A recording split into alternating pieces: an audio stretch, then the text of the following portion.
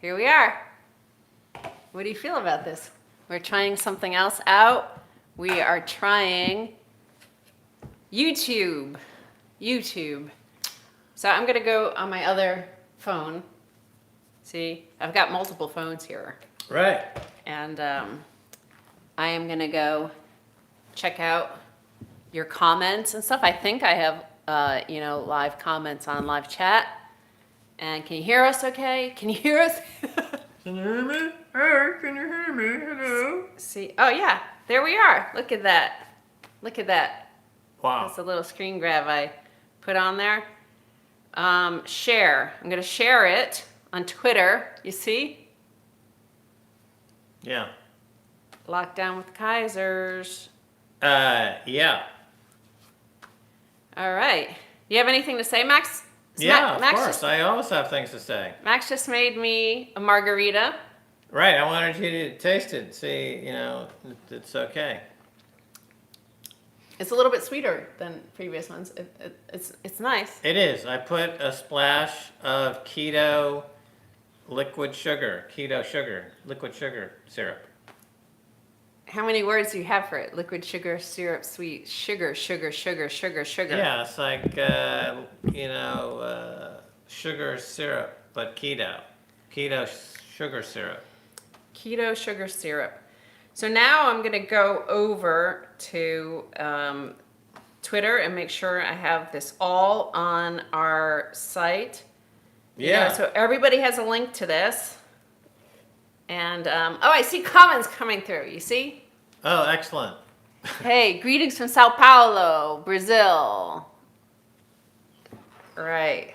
Well, do you prefer YouTube Live or do you prefer the Periscope? Now, the thing about YouTube is they do censor a lot, and that always concerns me. We have 44,000 followers here on Max Kaiser TV. Yes. That was built up when we used to use it a lot in, 2005, 2006, 2007. And then we, then we went on network television with Al Jazeera Show, BBC, RT. And basically we kind of let it slow down. We still had the 44,000 followers. And then we had so many friends like Luke Rukowski, Tim Pool, all those people we knew of who were getting demonetized and deplatformed. And you just felt like, well, do I really want to put all of that energy and time into building a subscriber list and, making content and providing this content for the YouTube platform, and then they just delete everything out of the blue? Like the last time we were adding to this YouTube channel was before the deplatforming craze started. So we haven't added anything to this channel in 5 or 6 years. The last one was in 2017. We have some photos of you, videos of you flying on that jet with that guy in Massachusetts. Right, I was on a fighter jet doing 350 miles an hour at Meg 4, I think we got to. Mach 4. Mach 4, or G-force, G-force of 4. Yes. So you can see the comments coming in. I love this. I think it looks way better. The quality seems a lot better. The quality is better, yeah. You could see. And it looks a little like they have a lot more headroom. It's a better shot there, I guess. You see? Oh yeah. Yeah, we like this. Yeah, a lot of people writing in Spanish. Oh, excellent. They want to know if we can speak in Spanish instead. Well, no, we can't. I can't, no. Sadly. Margarita. Right, that's it. That's our word of the day. Margarita. A lot of Americans don't, they make margaritas horribly wrong. They put this margarita mix in, and it has all sorts of chemicals and sugar and flavorings. Now, if you go to Mexico, to a proper Mexican bar, the only way to make a margarita is 3 items. 4 if you line your rim with salt. The ingredients are tequila. The silver is best. Right, silver. Tequila, Cointreau, and some lime juice. fresh lime juice. Those are the only 3 ingredients, nothing else. That's it. That's it. I didn't know that until like I was an adult and went to Mexico, and I was like, wow, to the bartender at the Four Seasons, and I was like, wow, this is so amazing. I've never had a margarita so good. Like, I hate margaritas because they're so sweet and gross, but this is amazing. And Yep, it's like, yep. oh, you dumb American. They're not supposed to be sweet and gross. You know, the things you find out when you're traveling. It's an awesome experience. Fernet con Coke. That's somebody else. That sounds like somebody from France, actually, even though his name is Manucho Almada. Fernet con Coke. Isn't that a big drink in France, like Fernet? Sounds like it. It does sound like it. Fernet. Yeah. Vernet. Your thoughts on a potential large market drop in the next 45 days, Max, of course. Which market? The stock markets, the S&P 500, Dow, I'm assuming, and we had that nearly 7% fall on Thursday. Yes. Yes, we did, yes. Max is still jaded from 1987. Yeah, right. We had a big fall on October 19th, 1987. But it fell almost 23%, the stock market in one day. That was awesome. That was an exciting day for being on Wall Street. And what was the question? And do you think it could fall? Like, this guy doesn't define big. Yeah, right. But that's like right before it was down almost 7%, just shy of 7% on Thursday. That's when the stock market would be halted, right? If it hit 7%. Yeah, no, sure. There's always this big crash, and but it depends on what the appetite is for the central bank to keep buying up the stocks, right? They bought $6 or $7 trillion worth. 30% of the U.S. economy is owned by the Federal Reserve Bank. So in Japan, 100% of the economy is owned by the Japanese central bank. So that means America could buy $14, $15 trillion worth more of stocks to go. And I think the point though is that when the market goes up, I think it's clear now this has nothing to do with earnings. Yeah. It's all about the dollar getting weaker. So the U.S. market, similar to the Venezuelan market, or similar to the market in Zimbabwe. Those markets are very high. It's because their currencies are collapsing. So market strength now is telling us about dollar weakness more than the economic strength or weakness of the individual companies, because the earnings of these S&P 500 companies have been going down. If you were to adjust for stock buybacks, they're going down a lot. So it's not about the company's performance. It's about the dollar looks like it's entering into a fatal collapse. Yeah, even Bloomberg News, they did an interview with Stephen Roach. And Stephen Roach was like somebody Max and I read when we first met down in the south of France in 2003. Remember, we used to read Stephen Roach, Daily Reckoning, Magambo Guru, all those people back in 2003. But at that time, Stephen Roach was at Morgan Stanley over in Hong Kong. And now he's back he's a professor at Yale. Anyway, he's saying that the dollar will collapse. So that was pretty amazing for such a senior economist. And that means hyperinflation. So, the big debate since, especially 2008 and that financial crash and the intervention by the Fed with quantitative easing and stuff, has been, is it inflation or deflation? Yeah. And it's amazing that still, 12 years later, people still debate that. But whatever, I think we'll just skip to hyperinflation. That's generally the way it works. It doesn't go gradually through an inflationary period to hyperinflation. The hyperinflation or the currency collapse happens more suddenly, and it looks like that's what we're looking at possibly in 2020, 2021 would be a U.S. dollar collapse. Certainly, if we have a U.S. empire and the global financial system is based on the U.S. dollar, and we have this extraordinary situation of the pandemic, which has seen economies shut down, you're going to see it first at the periphery. So you see something like Lebanon, for example, and their hyperinflation that has hit them suddenly.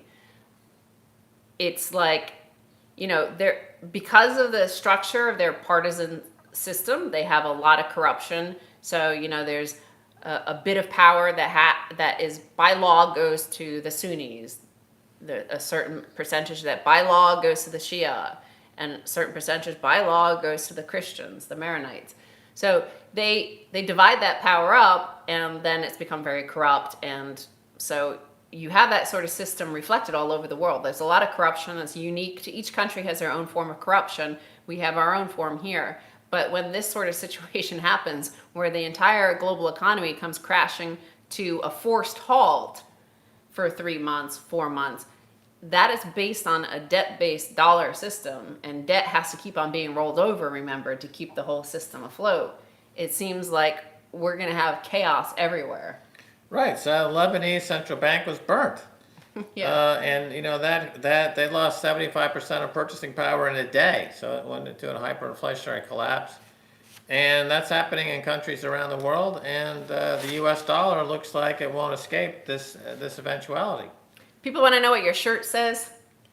Says Chancellor on the brink of bailout. Second bailout for banks. Bailout for banks. This is what's written on the Genesis block of Bitcoin, 2009, when it was launched, to kind of indicate that the Bitcoin was a response to all the bailouts that were happening in 2008. So this is hard coded into the Genesis block of Bitcoin. This phrase, this language. So, we recently talked about that fourth turning, which, I had heard about the fourth turning. The first time I ever heard about the fourth turning was actually on Kaiser Report when we interviewed Michael Krieger. We were still living in Paris at that time, but he introduced this notion of the fourth turning coming. And it's the fourth turning. Neil Howe, he's still alive. They wrote this book back in 1991, 92. And what it is that the generational cycles. There's 4 generations that then flip over into like 80-year cycles. So I think it was we end the fourth turning in 2025. Okay, and I think it started in 1995, but we end it in 2025, and that's when we started in 2005. Sorry, 2005 to 2025. So fourth turnings usually end in dramatic situations like World War II, huge civil war. The Civil War was at the end period of fourth turning.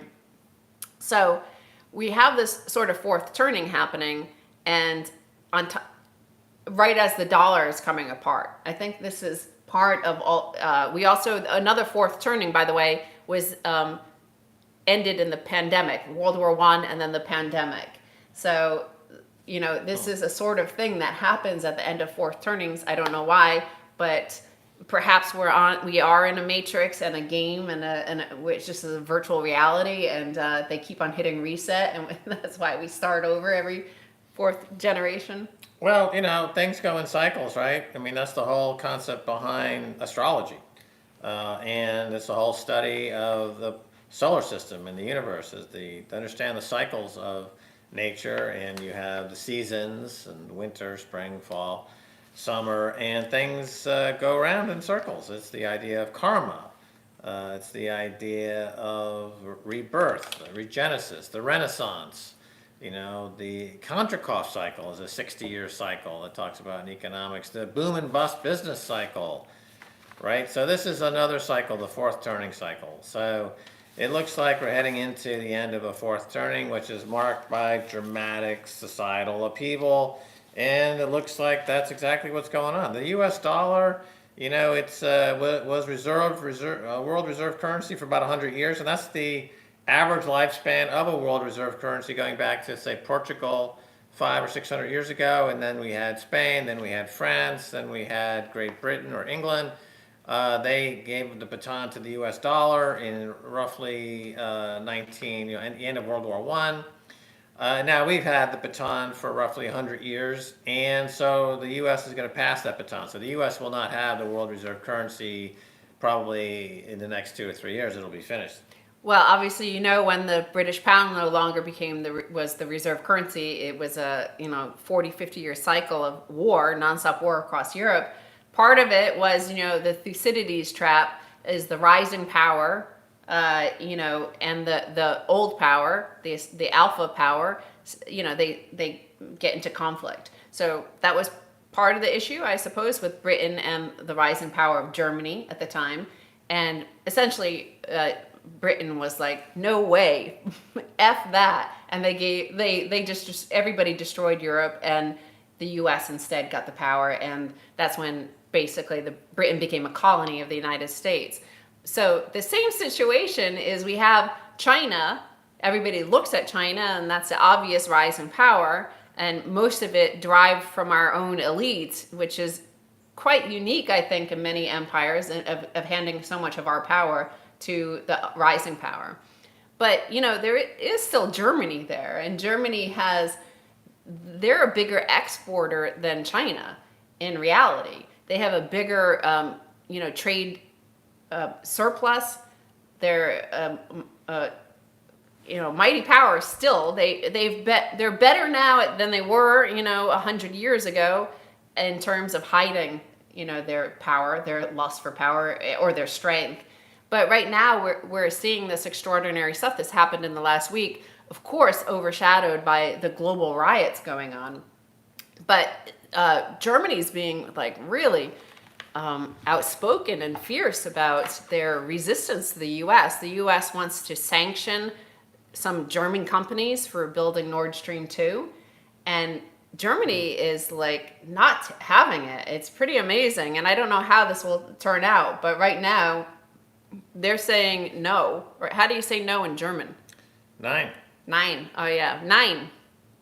Right. So, I've been talking about that for 5 or 6 years, that basically Germany is a big swing vote in the global geopolitical arena.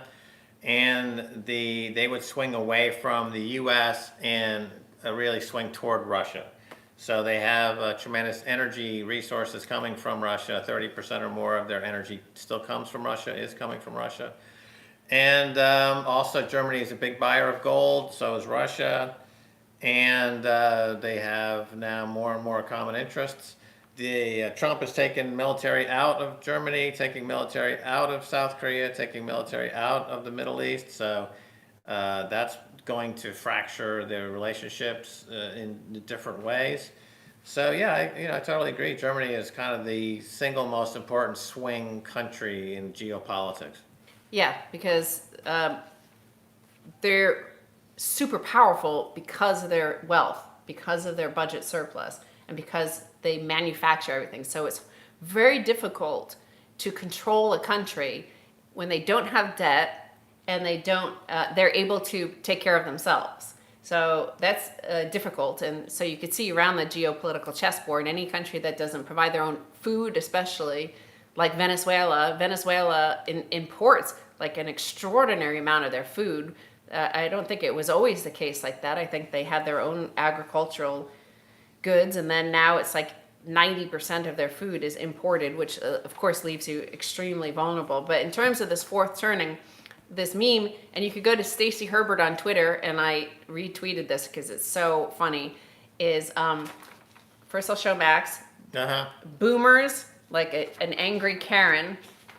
Millennials, a fragile, triggered millennial screaming. Millennials and boomers are obviously the two biggest voting blocks, angry with each other, fighting for power, because they're right now equal. They're 50-50 of the majority of the voting power blocks. So boomers had control for the last 40 years. Now they have an equal power in the democratic system where your vote counts. So now they have to contend with the millennials, who are very different from them and have different desires, way much more debt than millennials have, and they want some of the boomers' wealth now to pay off that debt. Then the upcoming Gen Z, they're the ones out in the street burning buildings down, burning down banks and stuff. And here's Gen X giving the cocktail to the Gen Zs. Come on! Because Gen X, of course, is the middle child of generations. I'm Gen X. Nobody pays attention to us because it's always been boomers controlling everything. And now we get to sit back and eat our popcorn and watch them boomers finally have a fight on their hand with the millennials. Yeah, exactly. Well, as a representative of the boomers, I feel confident we will be victorious over the millennials. Well, Max is like right at the border with Gen X, so Yeah, I'm the last part of it. he gets all of them. So that was good. U.S. national debt hit $26 trillion this week. Remember in February when it hit 23 trillion. So it's already now at 26 trillion. So this is that hyperinflation you're talking about, where they're having to print so rapidly that at some point, and I think this meme of the money printer go, there's going to be some chaos out there. People start drinking. There's like a drinking contest. Oh, great. Every time I say money printer go brr. By the way, Crypto Blood says hi. He's in the chat room. Give it up for Detroit. Yeah, Detroit. Yeah, Detroit. The Kaisers in real time. This Is that a question? Well, I was answering something. Yeah, but hold on. And then that's Crypto Blood appears, and it's like, oh, suddenly everything got sidetracked, hijacked. The people have made you an honorary Gen X. Oh, they have? Yeah. Oh, fine, I'll take it. I'm much happier being in Gen X because the boomers have got problems for sure. They got a fight in their hands with these millennials. They're going to be decapitated. Yeah, I'd rather be in Gen X and kind of stand back and check out the action. You don't want to go down to Place Concorde. Somebody's saying there's some sort of lag for some people because of censors at YouTube. I don't know. Really? Okay. So, we passed 23 trillion in national debt in February. Right, yeah. And now we're at 26 trillion. I Right. remember on Kaiser Report just like 2 years ago being astounded when we hit 20 trillion. Right. Okay, well, that I don't look at that number so much anymore, the debt number, because it's well past 100% of GDP. The number you have to look at now is the interest on the debt, which is now approaching 1 trillion. It's the biggest line item on the American budget, even going to be bigger than the defense item on the American budget, which is 50% of all taxes collected go to the Pentagon. It goes to the defense budget, which is roughly $1.5, $1.6 trillion per year. The interest on the debt, forget about the total debt, but just the interest on the debt, even when interest rates are at this low level, under 1%, is approaching 1 trillion, getting over a trillion. And soon it'll be the biggest thing on the budget, and soon 100% of, or 90% of all of taxes collected will be paid only on the interest on the debt. And that's when you've entered into a failed state. Now, this defund the police movement is really interesting because, again, it's Generation Z and some of the younger millennials. This was, our generations tolerated this for so long. We tolerated all these shocking videos you see from our TV shows. We tolerated police, that the cop show. Like, I was living in Europe from the time that came in, but whenever I came back and saw it, you were like, oh my God, this is so racist. It's just vile.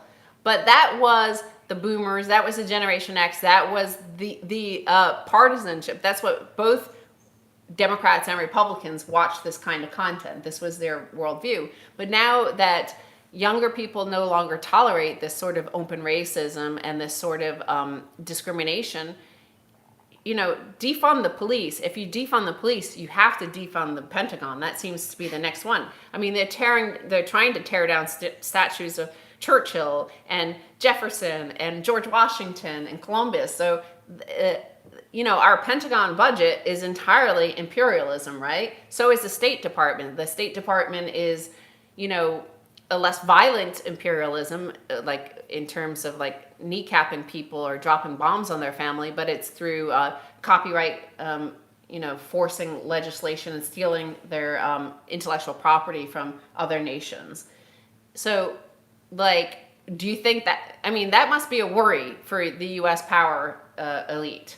Well, as former President John F. Kennedy once said, if you outlaw peaceful resistance, expect violent revolution, right? So all this censoring that's gone on and all the deplatforming has essentially outlawed passive resistance or peaceful resistance or a peaceful revolution.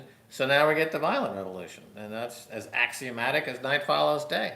So, I mean, the way to fight back, if you're interested in toning everything down, would be to stop censoring everybody and just allow for open dialogue to occur per the First Amendment of the U.S. Constitution. Okay, but since that doesn't seem to be in the cards, then I don't see this trend of street violence diminishing. I kind of think like, I mean, a lot of the drive for censorship comes from, yes, the Pentagon and all the intelligence agencies and think tanks who operate on behalf of them. But there are lots of young people, Generation Z and young millennials, who also want that. And in that regard, it feels like we could have a more French revolutionary situation. You know how history always rhymes? It never repeats exactly, but it rhymes. There's certain, because humans are the same throughout history, like in across races and geographic boundaries, like all over the world, we have the same base desires, but also, you know, they change through the circumstances of history. But we could see them become like Jacobins and, you know, like decapitate their Robespierres. Right. The French Revolution entered into the reign of terror, and thousands of aristocrats were beheaded on Place Concorde in Paris and all over France. And all of the organizers of the French Revolution ended up decapitating each other. Yes. Ultimately, I think Robespierre, Maximilien Robespierre was really one of the chief architects of the French Revolution. Eventually, he also was decapitated. And, you know, having lived in Paris for many years, I tell you something very interesting is that you find many statues commemorating Thomas Jefferson and George Washington and the American revolutionary heroes. You don't see any for Maximilien Robespierre, not a single one anywhere in Paris. There's one. It's in the 13th or the 14th arrondissement, way up north, but it's hidden away. So the revolutionaries were all killed each other, right? So I mean, that's also very common in a revolution. When you saw that also in the Bolshevik Revolution, they all kind of turned on each other, and that became a big mess. So what's happening in Seattle, for example, in the United States, they're declaring a separate state, a separatist state, similar to Occupy Wall Street. And the way that'll end is that they will attack each other. And that's what always is the story. And then that will fail. What people who are in the Bitcoin community are saying, you have to, as long as you're in a fiat money system, you're never going to escape being enslaved by that fiat money system. You have to emancipate yourself with hard money. And the easiest way to do that is with Bitcoin. And you know, that message hasn't really gotten through to all these various revolutionary groups around the world yet. Hopefully it will. Yeah, because, okay, you had the Enlightenment, mostly from France and Scotland, and those ideas took like 50 years to trickle into this matchstick moment that ignited into a revolution. And then all of the leaders, many were themselves killed during the Reign of Terror because of the absence of purity of their ideals. And then it was chaos and terror for quite a while, and then Napoleon came in and restored order. And that's interesting in light of today, because the vast majority of countries across Europe and around the world see Napoleon as a dictator. Whereas if you have ever lived in France, you realize that he's a national hero there, and has pride of place in the center of Paris, like his tomb, the monuments to him. So I wonder, you know the French character better than I do, but do you think that they'll ever tear down the museum and the burial spot for Napoleon? No, you know, this is not going to be the case. I mean, the Gilets jaunes protests in Paris and the tension that's happening right now, we've been talking about this for almost 20 years now, and it has to do with the fact that in France, they never participated in the neoliberalism of Thatcher Reagan.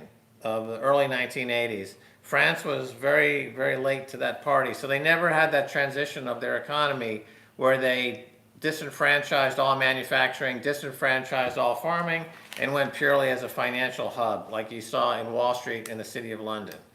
And so as a result, they continued down their pre-neoliberal economic model of heavy socialist influenced government and economics, which means a huge buildup of debt, right? So the debt in France is huge. It's very unsustainable. So then various leaders have come in. Now you have Macron, and he's trying to right the balance and balance the budget. And so in doing so, he's got to get rid of some of these social programs.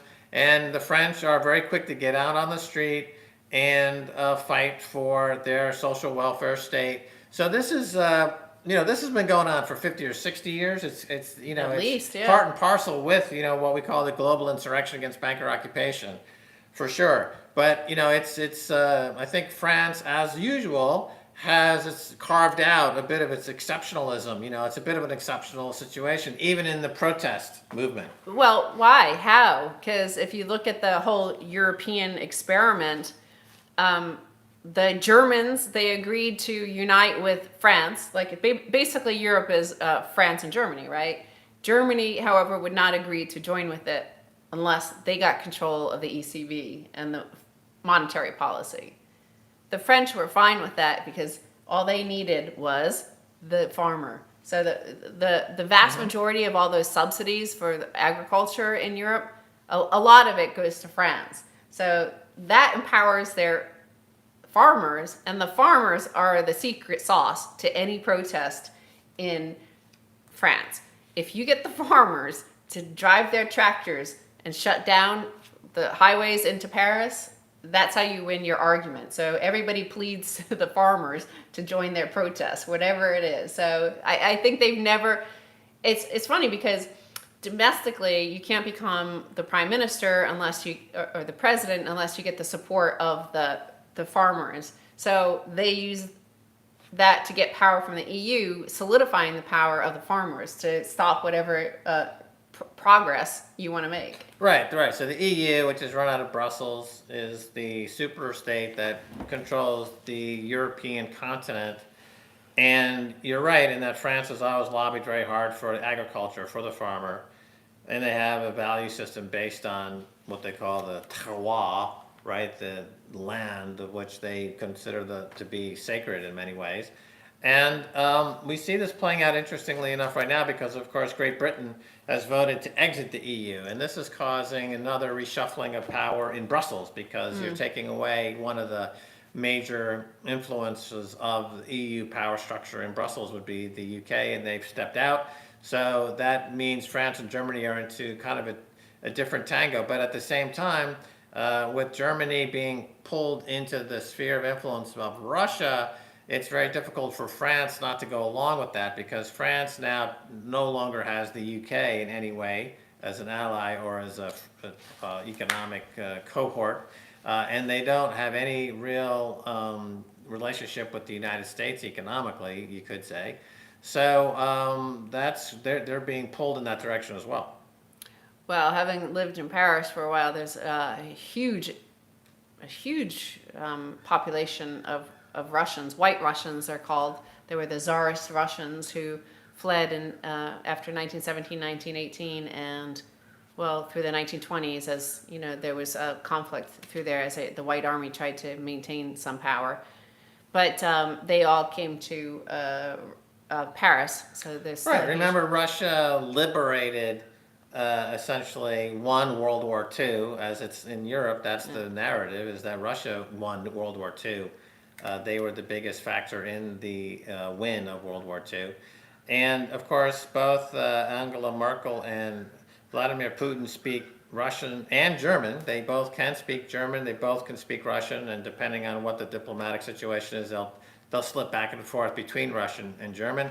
Between France and Russia, Gérard Depardieu, of course, gave up his French citizenship and adopted Russian citizenship. There's a lot of cultural back and forth because they're both culturally quite significant.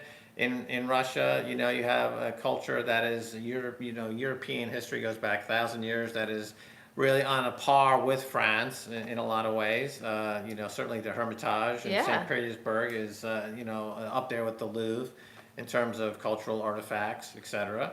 So there is tremendous synergy in all of these players in Europe, and with the UK kind of voting itself out of that, you have a new mix of powers. Yeah, but it goes back, like you said, 1,000 years, and all of the monarchs and aristocrats and kings intermarried between the Russians, the Austro-Hungarian Empire, the Italians, the Spanish Empire, the French. So there was a lot of there's ancient allies Yeah. there, and also ancient wars that also go on repeatedly. That's why they intermarried to stop all the wars. And then always there, of course, the longest of all powers was China. So they have a natural land. Well, Russia is a gateway to China, right? Because Russia's trying to build this huge, and China and Iran too. You could say they're trying to build this huge one bridge, one road initiative to cover this huge land economy. They're one of the other interesting things, technologically speaking, is that, and pushed by China and Huawei of China, is that they want to have that entire area covered with 5G technology, which is now Huawei, which is a Chinese company. And I would say that the 5G debate is really probably one of the most important debates, because if the economy is in fact moving completely digital, then the company that has the highest standard of technology in terms of moving electrons around the global network, the internet network, and the 5G network would have an incredible influence on how the future is built and how it's shaped. Remember, the future economy is going to be a lot more virtual reality. When you go to especially in the pandemic, if you need your appendix removed, you could be sitting in one location and the surgeon could be 100 miles away with a virtual reality goggles on. And if there's 5G on a system, they're in real time with the total, without any fault. Sorry. They can perform surgery essentially and using these types of networks. And this is so, the U.S. is kind of deciding they don't want to be a part of that future, of the future. What about my theory that I'm going to present right here, right now? So, the Pentagon has said that whoever controls 5G controls the future. And obviously, China, on the surface, is way far ahead in that regard with Huawei, the fraction of the cost, and apparently better than the European 5G technologies that are available. I think it's Nokia, maybe Ericsson. But perhaps we don't realize this yet, but there's a Manhattan-style project working on these technologies, because certainly we have a massive budget and can spend that sort of thing. But, look at SpaceX, this remarkable launch, which was really exciting. $8 billion came from the U.S. government and NASA, through NASA. So, perhaps there's a secret program. Maybe he's working with Elon Musk or somebody else. Like, maybe they are working on a project, all hands on, for the beyond 5G, like something else. Well, maybe. The Pentagon apparently released or The Intercept, a very fine journalistic outfit, discovered that the Pentagon is conducting war games where they believe that Gen Z, armed with Bitcoin, is going to stage a coup in America.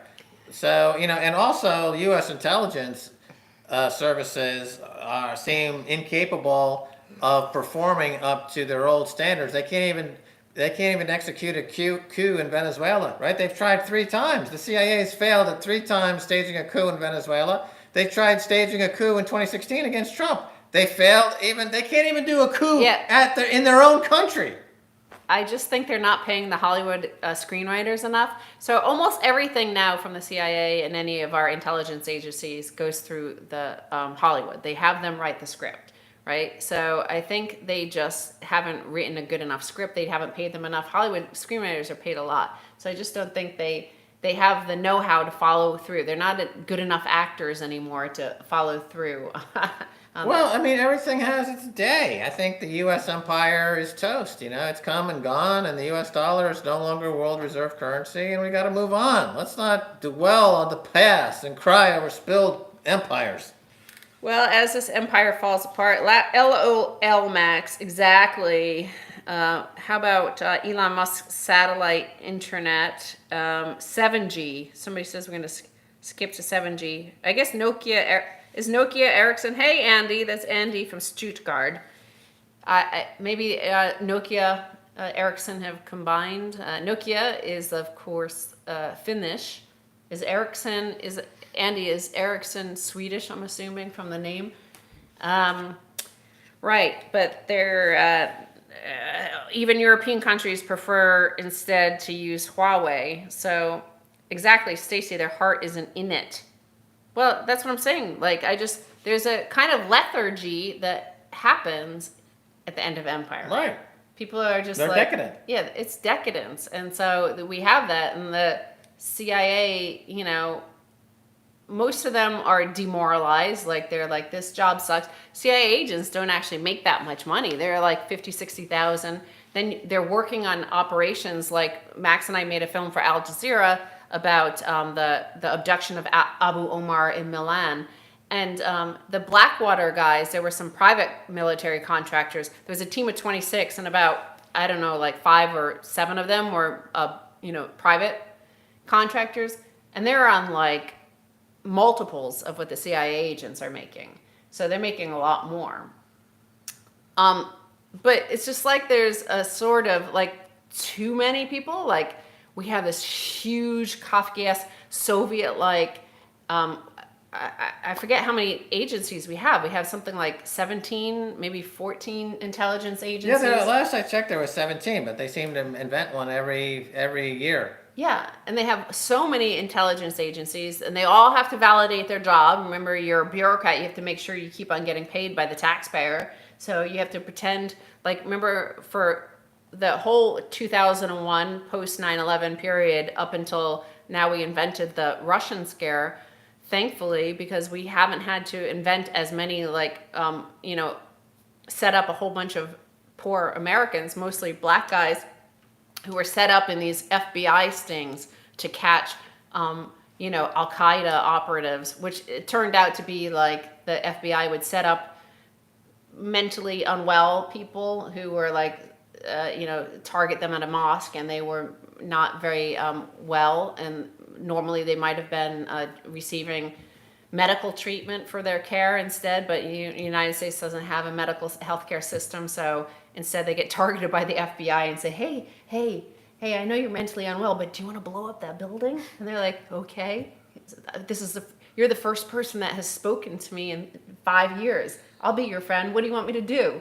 And they're like, blow up that building. Okay, and then the FBI would arrest this huge plot to blow up a building, which was never going to happen because the person didn't have the capability unless the FBI gave them this stuff, right? So It worked with Lee Harvey Oswald. Why wouldn't it work with Joe Bag of Donuts at the mall to set him up as the fall guy for some other nonsense? Well, Lee Harvey Oswald's thing is way too advanced for what we can do now. Like, that's too much That's work. what I'm saying. That was the old school where they spent years developing this patsy. But Right, but here they just go into the local mall and they find some deranged guy who should be in a mental hospital and say, hey, are you the guy that just committed that horrible act down the street? I guess so. All right, come to us. And we got another win. But that's what I'm saying. That's the lethargy and the decadence of having no competitor when you're the absolute global power and you could laser to death any human on Earth and just evaporate them.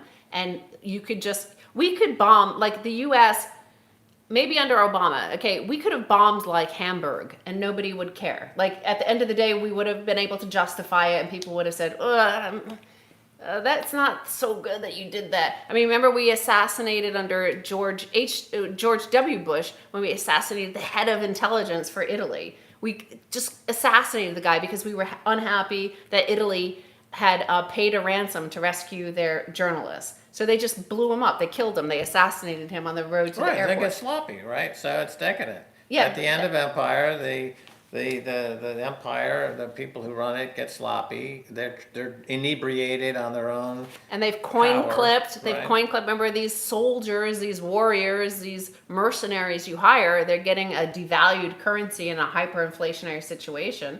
They see all these kids on Robinhood app, making 8x in 3 days on their Hertz shares, a That's bankrupt right, company. that's right. So we're a bankrupt empire with something like Hertz. So you look at this Hertz situation over the past week, which has been remarkable, past 2 weeks. So they declare bankruptcy, and what happens in Chapter 11? You know, the shareholders get nothing generally, unless there's a lot of assets, and why then would they have gone bankrupt? Here, the bondholders, the creditors, get all the money that is possibly available that they can find after liquidating all the assets, like selling all the used cars.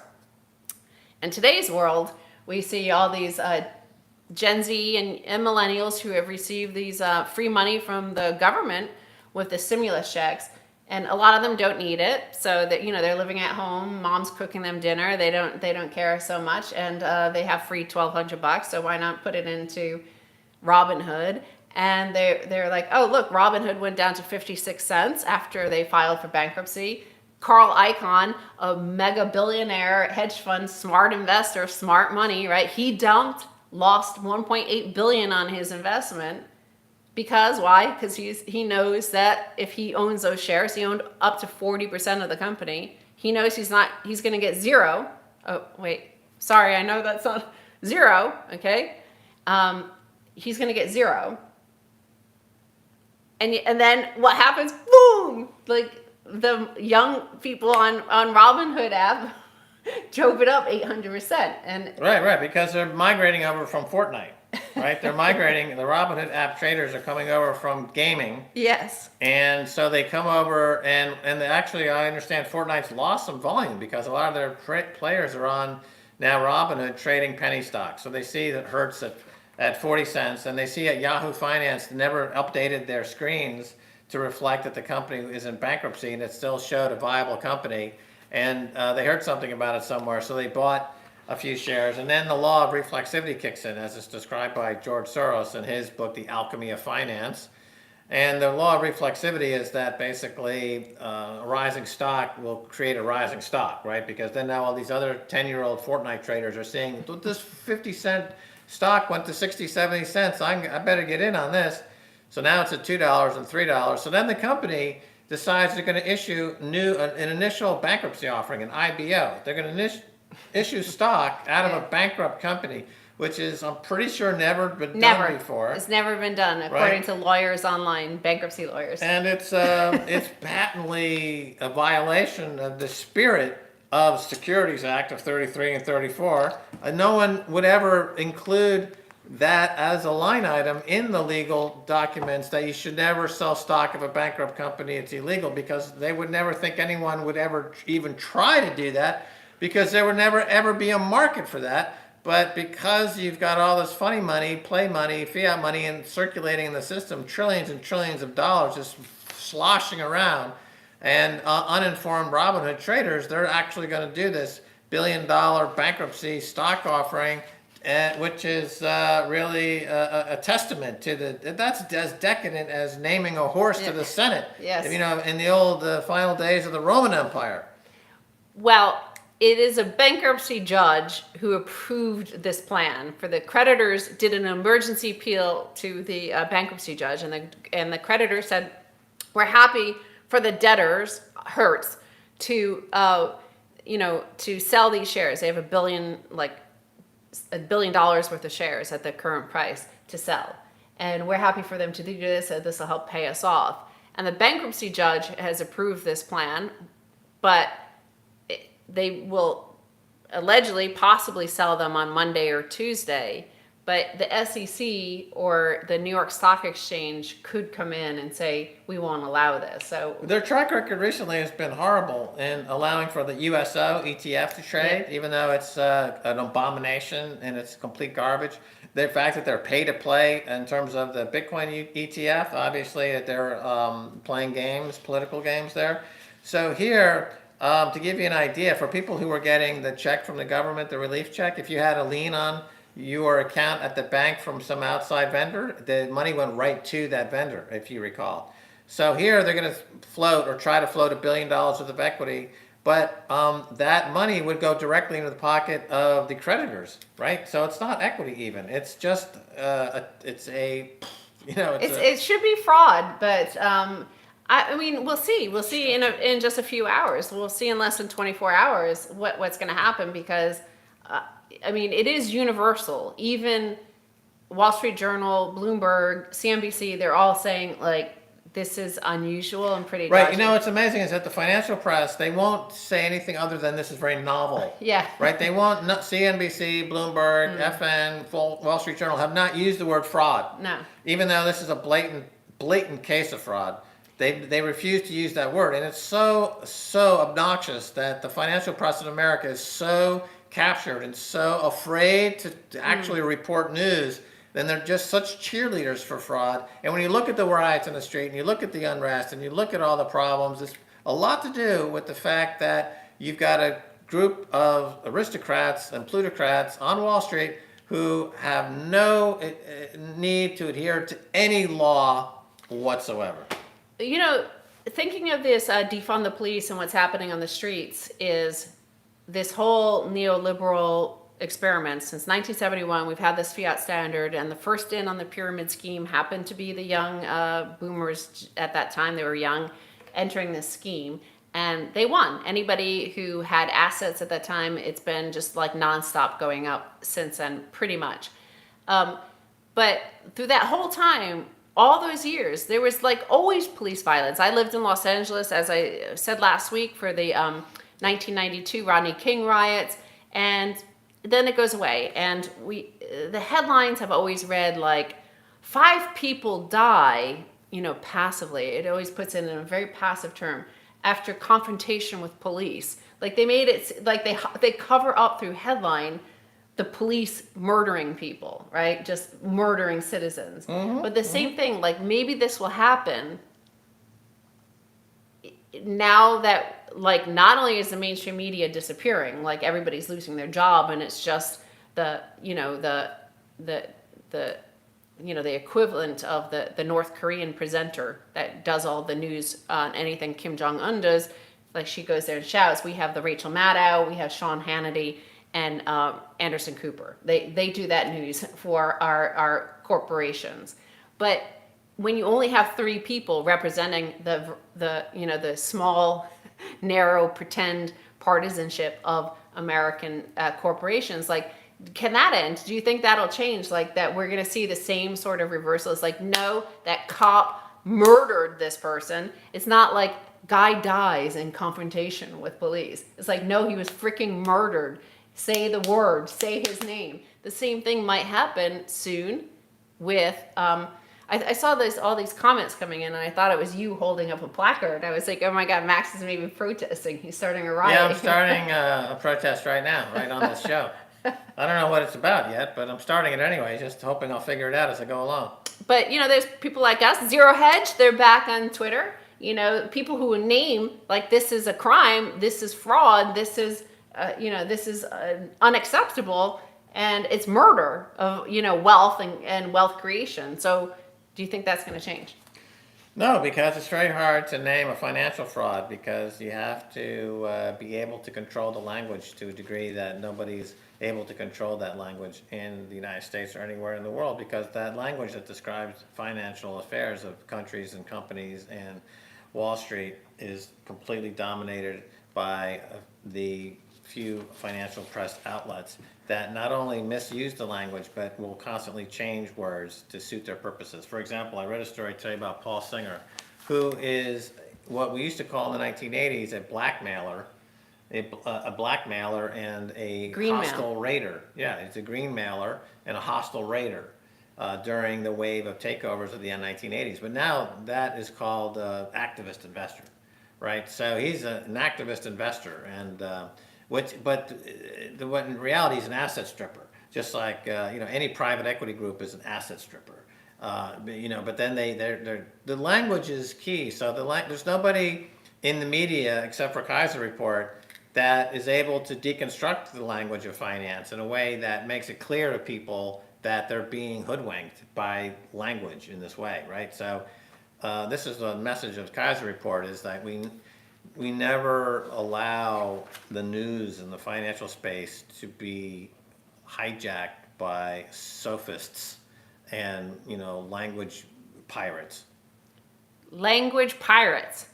Well, I think, we're at 55 minutes now. Last week we went on for like an hour and 40 minutes. Yeah. And I think this week maybe we'll end soon. Upcoming I this don't know why. upcoming this week We have nothing to do for the rest of the day. We could be here, marathoning it. Do you miss Yeah. Jack Sturbrew? Yeah, Jack Sturbrew is great, but now at home I've been able to create my own iced coffee excellence. I call it the quad pitcher system. So I have 3 cold brew pitchers that I make rotating cold brew every day, and then I have a 4th for the excess that I have, so that I don't have to go into tomorrow's cold brew today. I can Tomorrow's cold brew today. Exactly, I can stick with 1 cold brew pitcher per day. And so the cold brew, I got this on Amazon. It's like $20 for this cold brew pitcher. I forget who makes it, but it's you just stick your coffee grinds into the inner cylinder where the filter is, and you pour in your filtered water, screw the top on, and like 2-3 days later, you've got your cold brew, right? This So is all Max does these as days good on as Jack's. lockdown is like makes, bakes. Oh yeah, I've got makes- a new cake makes recipe coffee. I'm working on right now. So yesterday I made a cake for the first time with evaporated milk, which is like condensed milk, but there's no sugar really. So you just add the fake sugar. And now I've got coconut milk. So coconut milk, I couldn't find it right away. I've got coconut cream, coconut water, and extract of coconut, and shredded coconut, and coconut flour. I have all those coconuts. I didn't really have coconut cream, but now I just got a 12-pack of coconut cream. So this opens up, for keto baking, opens up a world of possibility.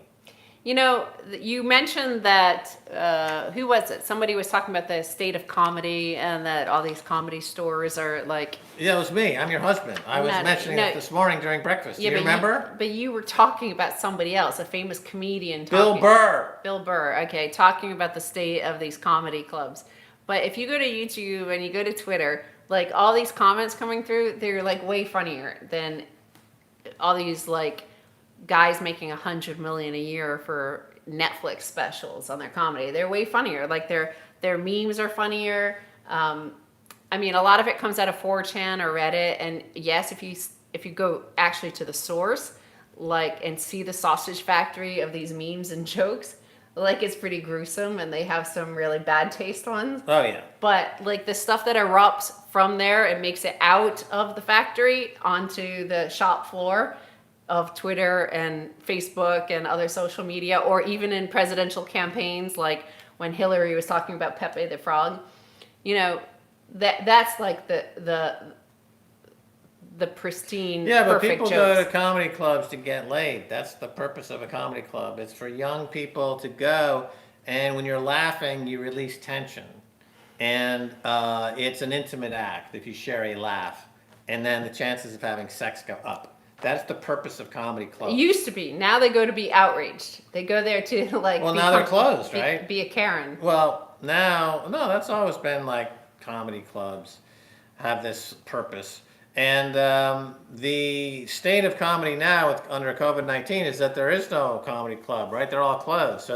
So Bill Burr was talking to Joe Rogan about this, and it's just like discussing the state of comedy in America today, and talking about how podcasts and the role of podcasts, and how this is changing fundamentally the industry as it were. But so your point though is that memes are disintermediating the need for comedy clubs and comedians as such, because we have free memes flooding our social media feeds. Who needs a comedian? Who needs Bill Burr? Who needs any comedian? Who needs a 1 hour watching a guy on stage deliver the same amount of comedy? So like Dave Chappelle, he's a funny guy, and I like watching 10 or 20 seconds of Dave Chappelle. Would I watch 50-minute or an hour and a half HBO special of Dave Chappelle? No, I'd be on social media looking at memes. I'd be doing other stuff. It's just too long. I haven't read a book in 25 years. It's like I just read social media. The books are too long. Movies are too long. my attention span is only maybe 5 seconds. That's it. So Dave Chappelle, he's funny, but if he lasts more than 5 seconds, I don't care. I just go to Like- memes. Memes are funny and they're instant. They get right into my unconscious mind. It's more powerful than psilocybin mushrooms. It's psilocybin memes. Psilocybin memes of the future. They replicate the architecture of the chemical components in your magic mushrooms, and it reincarnates itself right inside your unconscious mind. So there it is. Well, I mean, also like the language, and a lot of it, I think, the memes and that sort of stuff, a lot of it comes from 4chan or Reddit, the subreddits and stuff. But the language mostly comes from Black America. The phrases that pop up and then like alter the culture instantly is, the stuff like woke that comes from the Black American community. I'm sure Karens do, because Karens, of course, attack Black people. So these boomer white ladies who are angry, are always like calling the manager on young Black people. Why is that? I don't know. It's like asymmetric. Their power is words. Words are, at least we have a First Amendment. They can invent words, just like in England, like the Cockney language. Exactly. So Cockney language in England, right? It's how to evade the law. Yeah. Right. So you're using, famously words that sound like other Slang, words. yeah. Right. So there's some famous ones. Yeah, give us some Cockney slang. Some I mean, Cockney it's slang. like so many Cockney slangs that I were taught, and I'm like. Then instead of the phone, they say the something and bone, the dog and bone. Yeah. The dog and bone is Cockney for the phone. So this is because all these English criminals will talk to each other, and they have to do so in a way that the cops don't know what they're saying, right? So they go, "I'll catch you on the dog and bone," right? This means you're on the phone. Apple and pear. What does apple and pear mean? Did I just say something rude? Yeah, the apple and pear is Cockney for Adam and Eve is a famous one. right. So we don't even know what we're saying, right? Yeah, So we could be saying like something that's going to Right, get us assassinated by some drone. Right, so America's Black community, right, is oppressed, right? So they're all being chased by the law unfairly and unjustly, and because they are an oppressed group, and so they have to come up with language to communicate, outside of what's normally there. Also, Yeah, any group that's oppressed by the authorities, and my memory of what I understood about Cockney language was like it was during like Henry VIII sort of times, and the monarchy would have all these spies down in the market and like listening to see what the peasants were up to, and they knew the spies obviously because they weren't one of them, and there's also a lot of defiance in the language. So as I've explained, I've lived up in Harlem for many years, and to get kind of understanding of the way language is used, and it can be very aggressive with language. In the Black community is a way to express a certain amount of power, if you will, with the language. So by also like inverting the meaning of language. So remember, in the Black community, the word bad turned into meaning good, right? So like that is bad. Now initially, Whitey was confused by this, right? Yeah. So Whitey was like, "Wait a minute, I don't get it. You're saying bad, but you mean good? I don't understand it."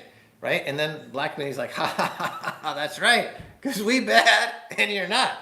Then it's like a word like when somebody in the Black community will say, "I feel you," right? Now for Whitey, that's very intimidating because they're very, they don't want to be touched, right? Whitey's like, "Don't touch me, man." And so if somebody else says, "I feel you," it's like, whoa, you're like in my space.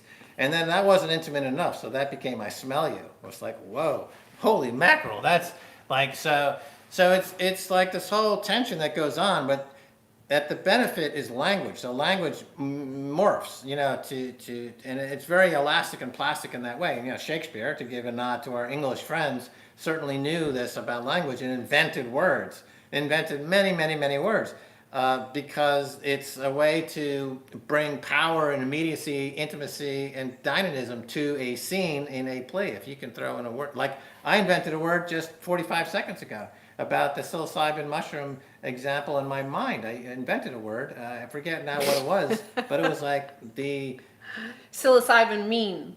the psilocybin meme was a concatenation of two words into one new Max. People are actually suggesting that they go onto Silk Road and buy you some uppers to put you on a rant. But it's all fascinating. Now, in music, of course, it's a great history because in music, in jazz, you started in New Orleans with like, Louis Armstrong. And but after a few decades in New York, it became bebop, right? So under Thelonious Monk and the bebop and Miles Davis, and it became like inverted on itself in a lot of ways. So like even the downbeat, whereas like a jazz tune might be in the 4/4 rhythm, where it's like like a march or something. It's like King Oliver or down there doing a big jazz tune. Whereas in bebop, they take that beat away, and there's like it's 5/4 rhythm, isn't it? It's that da da da da bop bop bop bop deep beady bop deep bop bop. Right. So the beat, you're taking the beat. It's like, give me that beat. Fuck you. I'll take that beat. Right.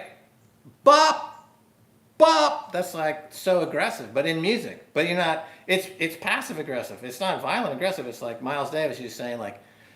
He's like, so fuck you. It's incredible. No one's been more fuck you than Miles Davis, with his music.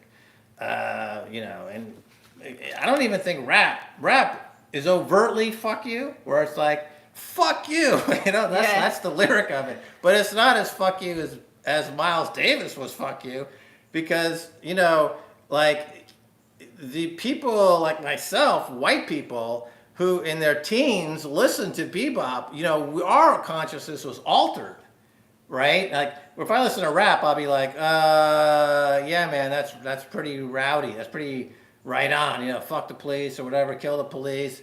Yeah, that's bad or good or bad. But it doesn't change my consciousness so much. But if you listen to a Miles Davis record, you walk away from there like, oh my God, everything I thought I knew about the world is wrong. I have to rethink everything. That's power. That is power. What about James Brown?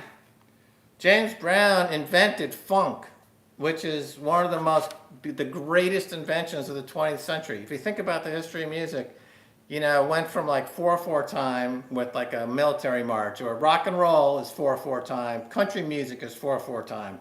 Or then you have marching music, which is 2/4 time, right? Which is like John Philip Sousa. That's 2/4, right? Rock and roll and country music is like 4/4 time.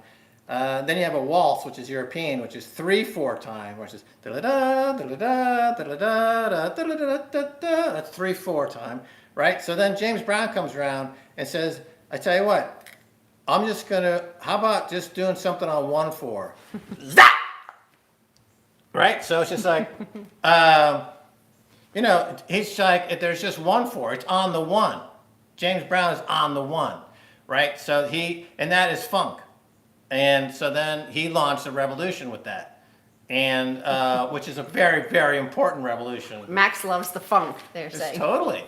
James Brown and Parliament Funkadelic, Bootsy Collins, George Clinton, these are people, and during the civil rights era, the 60s and the 70s, the 70s, a lot of people don't understand that when the funk of Parliament Funkadelic was carrying the righteousness of the Panthers and everyone who was standing up for their rights in the 60s, they were doing it in the 70s with Parliament Funkadelic. And some of those, like March to the Witch's Castle, and these other Parliament Funkadelic songs are extremely political in what they're saying, and you can really kind of learn a lot from that.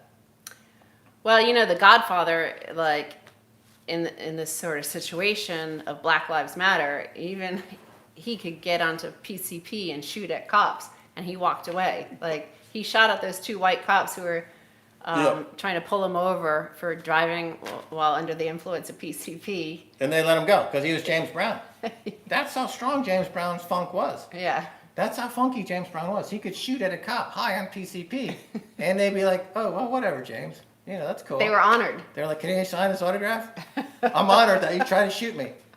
That's fantastic. Right? It's like, Ziza! Yeah, Zap! Zap! Zap! Right? And it's just like, it's just 1/4. There's not even any more beats. You don't need any more beats. It's like, I have the ultimate beat. There's only one beat. It's the James Brown beat. Everything after that is less than James Brown.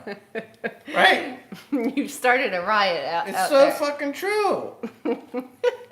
Right? Well, Am I wrong? I'm not fighting you on this. Right? I mean, plus he said, I'm black and I'm proud. Yes. Okay, so Black Lives Matter is the continuation of what the message was in the 60s civil rights movement when James Brown said, I'm black and I'm proud. Okay, he didn't say I'm all colors and I'm proud. You know, it was all colors matter. right. All colors matter. So I'm black and I'm proud. Right? He said black is beautiful. Right? And so you know, Black Lives Matter is echoes the last great period of civil rights in America during that period. And then, of course, Whitey fucking shot and slaughtered all the leaders in that community. Malcolm X. Speaking of the FBI, I mean, Martin like Luther what King, I'm saying is like Medgar Evers. now like people, the FBI has to manufacture entire plots. Then they just like assassinated openly every leader. They just fucking slaughtered them like openly. shot. Right, and so well, you know, in the black community, they still have Reverend Al Sharpton and Jesse Jackson. Right? These dinosaurs are still. Why? Because nobody wants to get murdered like everyone who got murdered in the '60s. Right? I mean, that's messed up. That is messed up. Right? Yeah, people are going a bit crazy out here. You know, Am I wrong? You started a James Brown riot. Am I wrong? Look, man, let me tell you something. I'll tell you another song you listen to. If you want to know what the fuck is going on in Black Lives Matter, listen to the OJs, a song called Ship Ahoy. Ship Ahoy by the OJs. You'll be crying. Tears be streaming out of your eyes. You'll be on your knees begging for forgiveness. Watch the video on YouTube.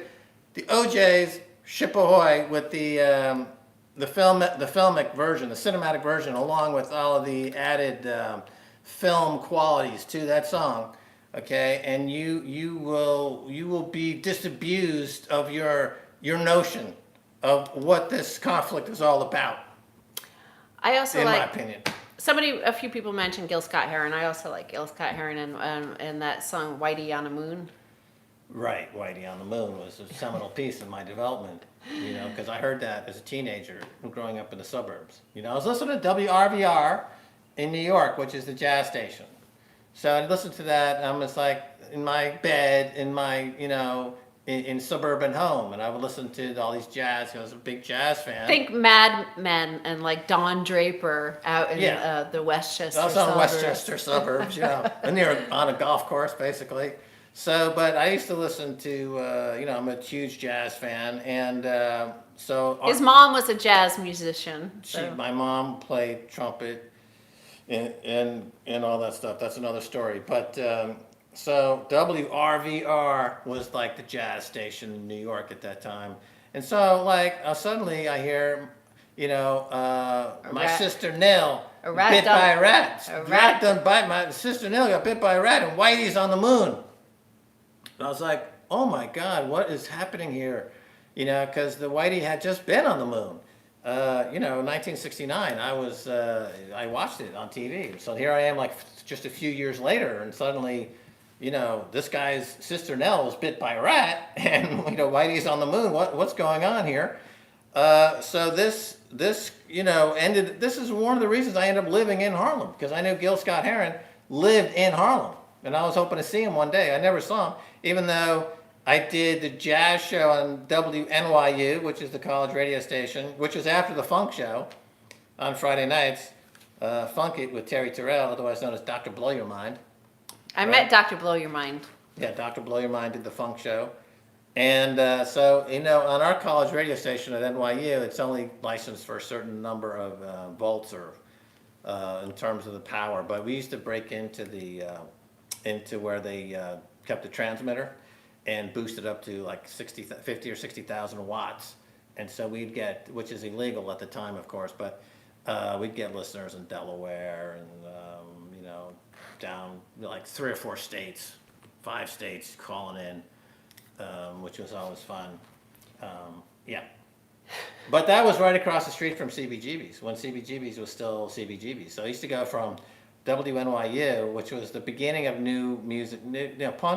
Punk music was first aired on WNYU and WB.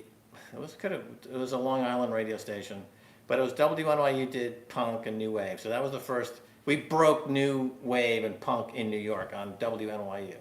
So, and then the acts on CBGB's, which is just 5 blocks away in the East Village, so they would come over. And Yeah, a lot of people out there probably think, they think of punk rock and they think of London, but it was clearly New York, which did it first. Maybe even Detroit, actually, if you think of Iggy Pop. Iggy Pop.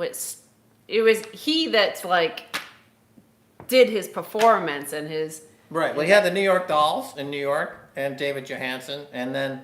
it did kind of jump the pond and go over to London, and they certainly did a freaking awesome job with it, with the Sex Pistols, obviously, and so many of those other bands. The Bad Germs was actually a black punk group at that time, which is interesting. And so that was Max's Kansas City, was just a few blocks away from the radio station. So those people would hang out, play records, so we were there like 24 hours. Yeah, but all of those people would be deplatformed today. Like that whole scene, it would be deplatformed. Well, what happens is you deplatform enough, you end up with no platform. And that was New York City in the 1970s. Yeah. It was abandoned. It was bankrupt and abandoned. Right. So rats, remember, everywhere. rats did eat some woman down When where I you was live. on Wall Street, I remember I was working on Wall Street one day. The New York Post had a headline that woman disappears after being eaten by rats. And I didn't believe Max. down He near told me that. Fulton Street, yeah. He told me that a few years ago. Actually, if you Google it, it's still online from back then. That this woman got eaten by rats, and like nobody. Yeah, it's that's down- New York at the time. Nobody gives a Yeah, shit. They like just Fulton walk Street. around you as you get tracked down the road. Right. Well, that's what happens when you take away the cops and you deplatform everybody. You end up with punk rock and people getting eaten by rats. Right. So that's what's coming. That's what's coming. So, and I can tell you as somebody who grew up in that era, that is nothing to worry about. The music's better. Everything is better, actually, in one way. If you've got it'll weed out a lot of the weekends. If you're a Gen Z and you're heading into a New York style collapse, I suggest you start toughening up your brain to get ready for it. And get ready for some good music. The good music helps. Certainly the best music in the latest Britain was during the Thatcher years when you had the punk rock emerge. And then, but I have to say, a big shout out to, Brit Pop, the Brit Pop Britannica, whatever they call it. Yeah, Mancunians are Oasis, Britpop, sort Right, of. the Brit Pop Manchester scene. Yeah, but they're still oppressed. Northern England is oppressed because of the class system there. Right, so like Stone Roses, Oasis, those groups, they're putting out a fine product. Not so much in London because it went totally pop with the Spice Girls and all that, the Essex Girls. industrial nonsense. Right, so that's our history lesson for today. A lot of people were commenting about how they like the history lesson of all this. Yeah, And exactly. that was fun. And I think it's now time to go sit out in the sun, get some more vitamin D. I recommend everybody do that. Go get your vitamin D. And it's more than vitamin D, actually, that the sun gives you. Everyone should just play some James Brown and understand better what the universe, how it works. How does the cosmic universe work? You mix James Brown with Beethoven, those two together, and play them at the same time, and you'll have pretty much everything you need to know. Your consciousness will be completely informed, I think, in my view. Are you ready for the ending, we have to come down on the BOP! Yeah, you just the 1-4. It's just zap.